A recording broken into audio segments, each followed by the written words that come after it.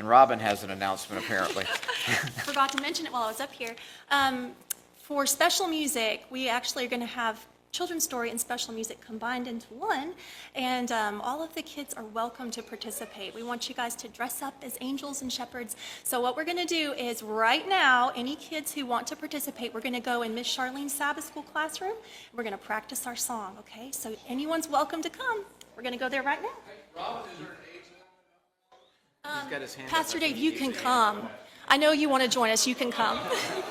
There's no age limit. There's no age limit as long as you're cute, which is like everyone. Yeah.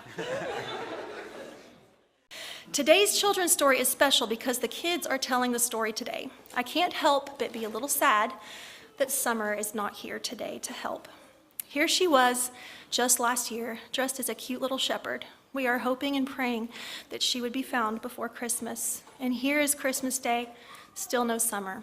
But we are not giving up. Prayers are still being lifted that she will be found safe. Thank you, everyone who helped clean her toys. Most of them were Paw Patrol toys. The kids loved cleaning them too. Some were pretty dusty and dirty, as Paw Patrol toys should be. From all their search and rescue missions, I'm sure Summer played out every episode she ever saw. Special attention was given to this little toy, who is the character Ryder. He is the young boy who leads the team. His right eye was partially covered in dirt. While cleaning Ryder's eyes, I prayed that the search teams would have their eyes open to where Summer is. It's been 193 days. Let the little girl who loved to play search and rescue missions be found safe and brought back home.